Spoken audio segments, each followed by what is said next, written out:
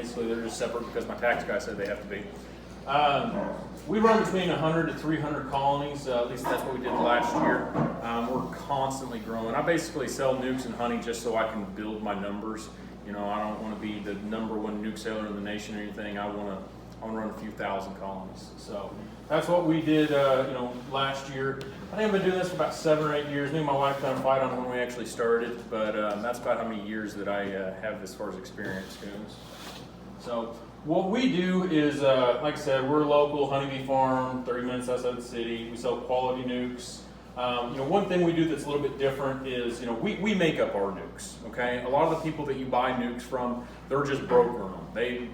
That box, they just set out, they get it, from someone else in a different city or anything else like that. We're making up all our nukes. So I get to put my hands on every single one before it goes to a customer's house. So that way, I know it hasn't been trucked 10,000 miles and, the queen died between then and there, I know. So, it kind of goes into saying all these pictures, these are my bees. One thing I do that's a little bit different than, some people is I give everybody my cell phone number, and that's if you buy bees or not from me. But, if you guys want to call me, I put these things on like pretty much right after I put my socks on in the morning. And I drive a lot, so I can typically, help people out with their questions along the way because there's always questions. I mean, you're gonna be in your hobby like, oh my goodness, I don't know what to do. Bee meeting's not till next week, you can give me a call. I don't know. So he wanted me to just kind of talk about what we sell and what we kind of produce here. Basically what I produce and what I sell mostly is a premium 5-frame nuke. And I'm going to kind of tell a little bit about the difference between like my nukes and some of the nukes that you buy from other companies. So when I sell a 5-frame nuke, you're going to have 3 full frame, 3 frames just full of brood, 2 frames of resources. That thing, it needs to go into a single immediately, okay? Most people that sell brood or sell nukes, they sell basically, it's a 4-frame nuke with an extra frame in there. So you get about 2 frames with brood on it. All right, and the reason why they do that is because a guy can make it up in southern Missouri or Texas or California or wherever, and then they can kind of wait and build up while they ship it and transport it, and that's fine. The difference is I'm about the same price, okay? A 1 frame of brood is the equivalent to 2 pounds of bees. So when you buy a nuke from me and it's got 3 frames of brood, plus all 5 frames of bead, you're gonna have quite a bit more bees in a 3-pound package. You're gonna have over 6 pounds of bees in 1 hatch. So when you're thinking, okay, I can spend $175 for a nuke from him and have 6 pounds of bees on the first hatch, or I can spend $135 and only have 3 pounds, 0 comb. I make nukes because this is what I would buy. If I was a new beekeeper, this is what I buy. I buy packages. when I first started, it took so long to build up. I didn't like them. I could sell packages to every single one of you guys. I can get them and I can buy them for $70 a piece because of the brokers that I know and that I deal with. And I could make $50 a piece on everybody just like all the other people. I choose to run my business the way that I would want to buy it.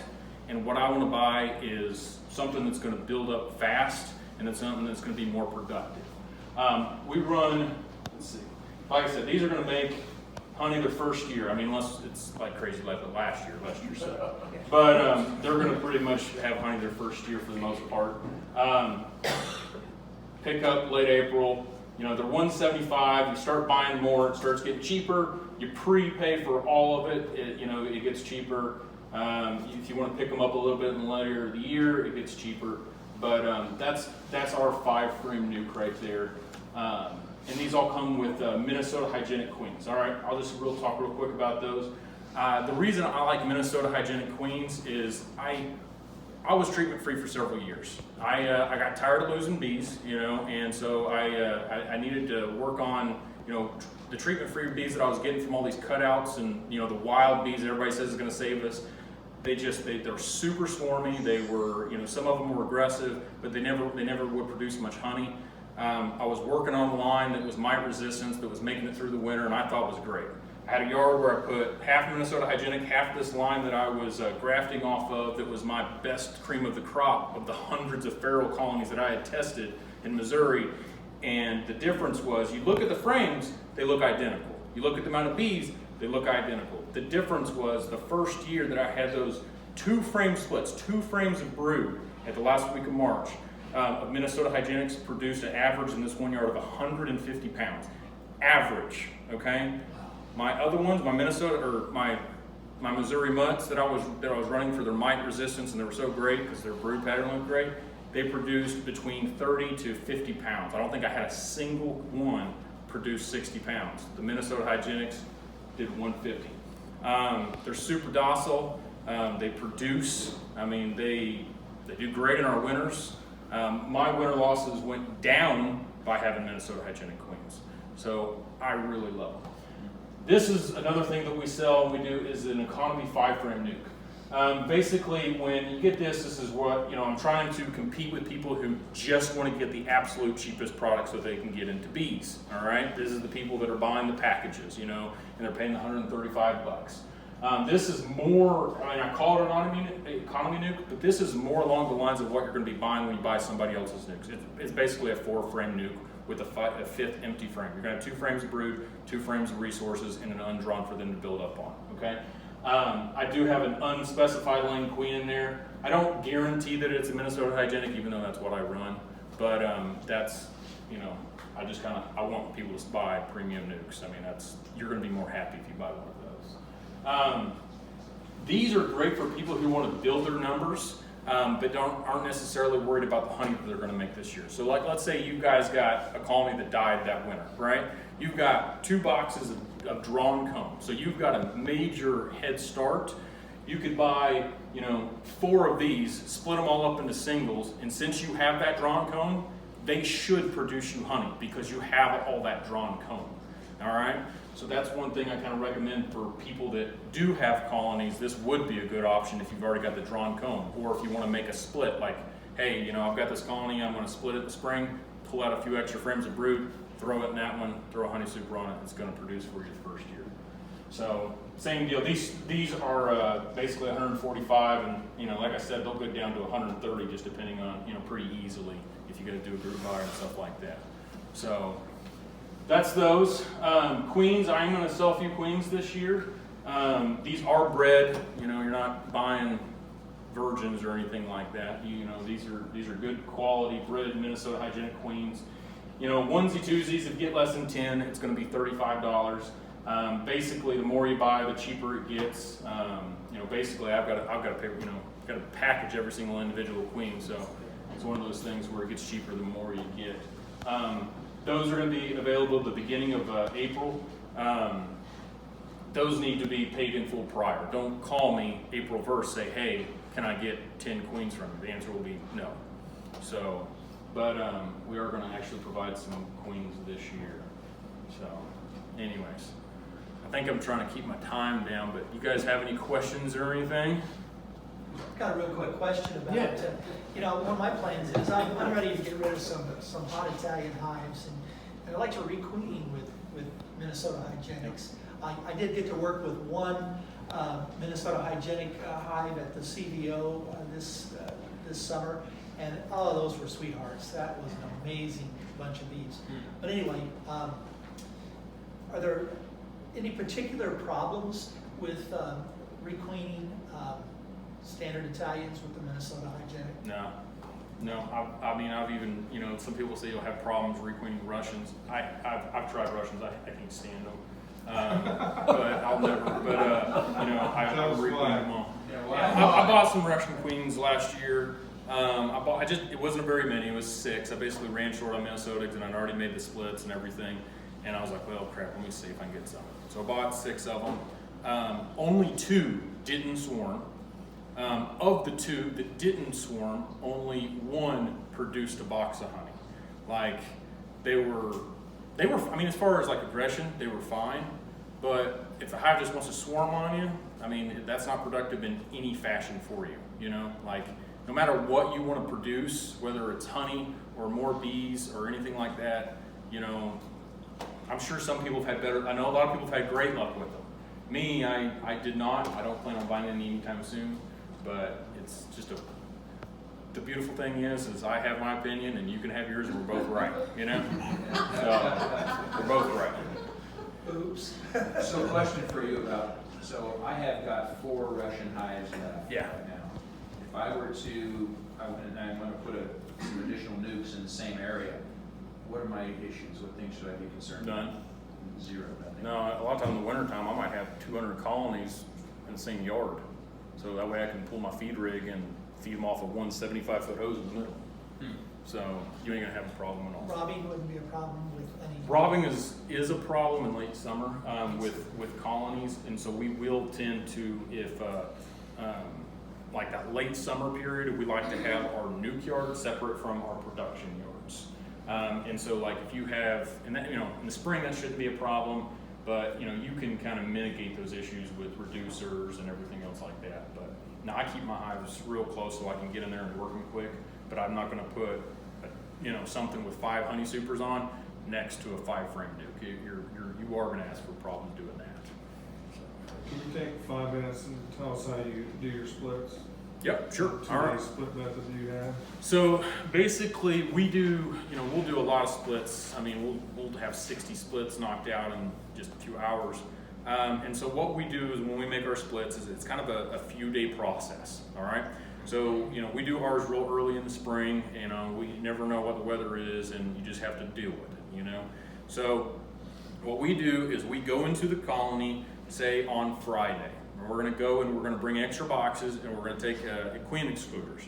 When we get into that box, we're gonna shake all the bees down into that lower box, every single frame, and we're gonna pick out the nuke that we wanna make, put it in the box, put your lower boxes back together, putting in empty frames in the spaces that you took, put a queen excluder, and then you're gonna put your box of the nuke that you made above that, okay? What's gonna happen is all those nurse bees are gonna come up and they're gonna settle on top of that brood, right?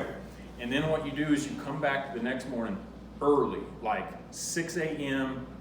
If it's 30 degrees, I love it, because what's gonna happen is since all that brood is there, they're gonna cluster on that thing so stinking tight. When you make your split, you're getting a good amount of bees, right? Versus trying to go in there and find the queen and take forever. We can make our splits are minutes, okay? And so we have our nuke box. We pop that lid, like I said, it might be 30 degrees outside. Pop that lid, just boom, boom, boom, close up, put on the truck, take it out. It's going to a different yard. If you have the same yard, that's fine. You just need to know that you need to have a lot more bees because a lot of your field force is going to fly back. So you got to make it super strong. Then what we do, so at that point we'll take another yard. If we can, like if we made them, sometimes we'll split them really hard and we'll just completely rob them of all their brood. And so we know we've got eggs in there. If we know we've got eggs and everything else like that, we will try to give them 3 days without a queen. If we're doing it right the way we should be doing it, we're only taking cap brood, okay? And so we'll take those bees to another yard with that cap brood and we'll let it sit for at least 24 hours. We go in there the following 24 hours or 3 days, we shake all the frames, make sure we don't have any queen cells, and then we pop that queen in there with a candy plug. Do not check that thing before 7 days. Do not check it before 7 days.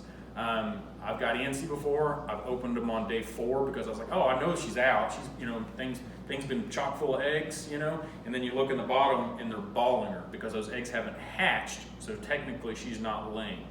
So 7 days minimum. We do about 10 is what we kind of try for, because at 10, if your mite count is a little bit higher than what you want it to be, you can also treat them with oxalic acid. Because you don't have any cap brood, or your cap brood is very minimum at that point. So if you started out with all cap brood, 10 days later she is laying, but it's not going to be fully capped at that point. You can have almost no cap brood in the colony. Perfect time to squeeze a real cheap, fast oxalic acid treatment in, wipe those mites down to 0, and that'll give you a good, clean set of bees to do your honey production that year. So, was that clear enough? Do you fog? Yeah, I have a Provap 110. Is that the one we actually have to mix alcohol, or is that? No, that's no. One you can It's put the tablet or the yeah, the cap. Put on the cap and whatnot. When you mix the alcohol with oxalic acid, it changes the compound. Yeah. It's not effective. I know there's a million guys on YouTube that do it and they sell it and everything else like that. I could send you, go to Randy Oliver, thescientificbeekeeper.com, Yeah. and he'll, he talks about how it changes the genetic makeup to where, not genetic, but What's your the chemical model again? compound. It is a ProVap 110. Is that the one that's about $450? Yeah, I think it's like 450, 500, something like that. So But it's just a vaporizer. yeah, it's just a vaporizer. I mean, it's one of those things. If you got 3 hives, you can justify it. You could get the other one, but I know a lot of like clubs and different things like that. I've talked to people where the clubs will get together and say, hey, you can rent this for $5, and it basically pays for it by the time everybody's treated. So that's an idea. If you guys, you guys have a pretty decent sized club here. If everybody gave $5 or $10, it's pretty much paid for. It's so much easier mixing all that junk up and weighing it and all that. Oh, this is, with the ProVap, you've got multiple lids, and you've got a teaspoon, and a teaspoon, it's 1 teaspoon per per hive body, right? So you just put 2 teaspoons on it, you put it on your hive, flip, boom. About 30 seconds later, flip, boom. And we did 150 colonies in an hour and 20 minutes with 2 guns. So it's pretty fast. What do you think about it's categorized as a part of the soft treatment philosophy. What about fogging mineral oil and wintergreen? There's no scientific studies that prove it's effective. It's a bunch of just YouTube guys making videos selling it. Steve was gonna do it. I mean, I'm not now. the thing is you can try anything, but what happens is they do these things because somebody tells them to, but the problem is they don't go back and check. I mean, we try to do a mite roll or mite test with alcohol about once a month. And if something doesn't work, or right now they're really robbing out somebody's colony, we know, hey, this treatment wasn't very effective, or I need to treat again, or something like that. But So you treat just the hives that have mites, or you treat? No, I treat. So one thing that most commercial guys do is they treat every yard like its own organism. So you treat, a lot of the people only have a few hives. They've got to have markers and different notes and different things to where they're trying to memorize what 20 hives are doing, right? And they're trying to make all these notes. You guys memorize more than I do. I keep track of 6. That's it. I've got 6 yards, and all I got to know is this yard got mite tested on this. This one got fed on this, and that's it. I know a guy that runs 12,000 colonies, and he runs it with only 5 guys. Wow. So 5 guys, and he said he hardly even opens up a hive, so he's really just got 4. Roasted So hamburgers, do what? roasted hamburgers, they do hamburgers. Yeah, he's got a lot of helpers. So. Hamburgers. Hamburgers. Isn't that the Five Guys hamburgers? Oh, okay. A little slow. I'll blame my accident on my face. So you treat like 3 different times? Typically, we treat about 3 times. Typically, we treat in the spring, and then in the fall with oxalic acid, and then we use Apivar right after we pull honey. We typically pull right around July 4th. It's usually July 4th. Everybody, hey, we're gonna have a break, and then boom, July 4th hits, and I try to have all. Apivar instead of Apivar. Apivar. Apivar is it's like a little strip. Why do you do that instead of Okay. fogging? Well, oxalic acid is pretty useless when there's brood, okay? When you have cap brood, it's pretty useless. Basically what they're seeing is, if you have cap brood, it's less than 30% effective. But that's And why you do it in 3 treatments. Still, per- it's still 30% effective. It's not 90. You basically only get about 30%. Because what happens is, the founder's mite patches, they come out, she just goes right back in. I mean, it's not like all the mites are out at this time.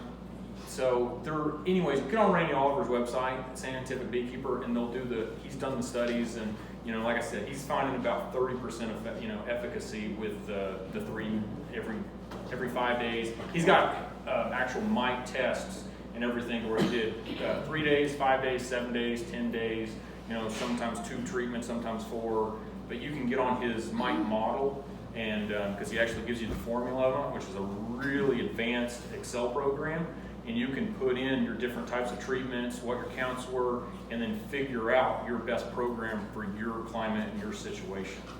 So your Minnesota hygienics, is that effective in reducing mites?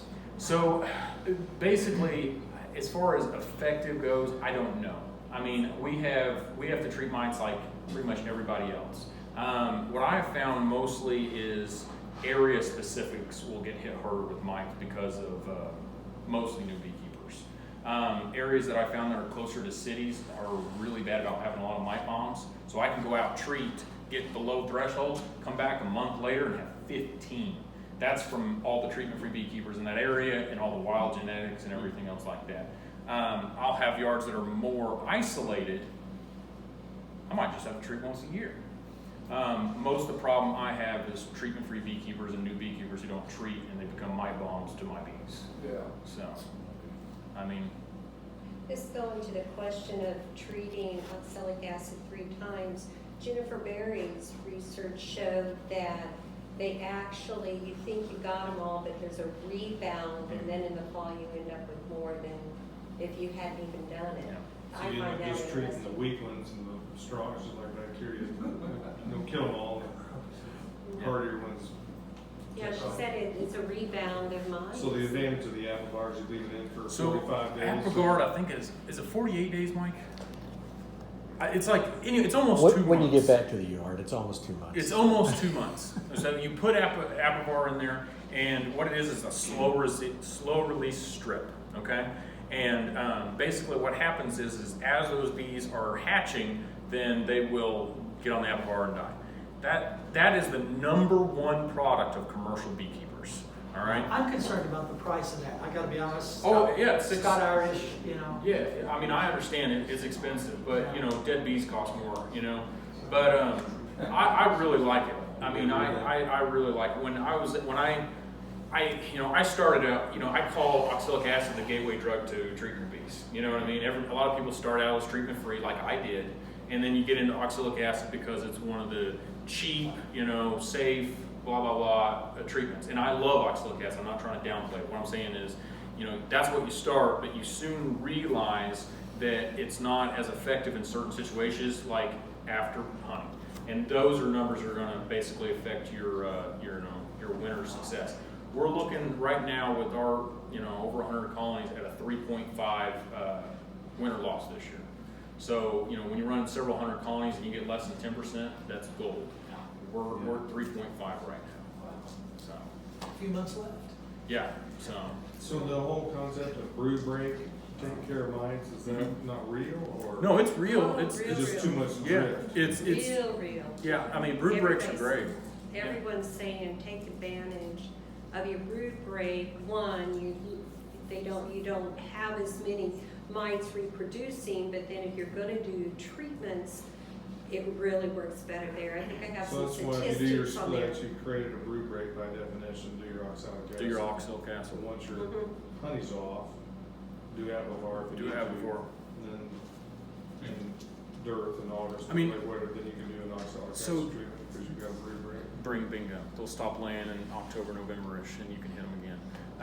And this is all as if you need it. I mean, it's one of those things. If you don't need to treat in the spring, But if you don't treat- treat in the If spring. you have a yard that's, you're gonna treat that whole yard. I'm gonna treat that whole yard. I typically will Because mite of test the- 3. Yeah, I mean, The bees well, with I might. mites. Sometimes I'll keep 60 in a yard. I'm not gonna mite test 60. Right. You know, and then if you miss one or bad count or whatever, then yeah, they're gonna drift.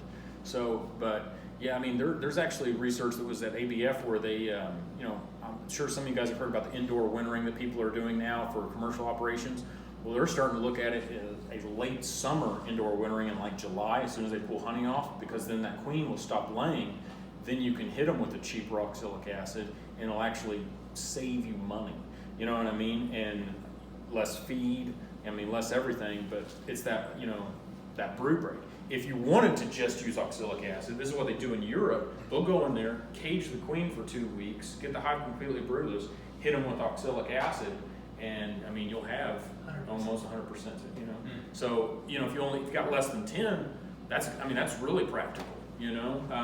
But if you're starting, you know, if you got, I mean, I sold over 300 nukes last year, plus all my production colonies, you know. I'm not going to find 400, 500 queens, you know. So, yeah.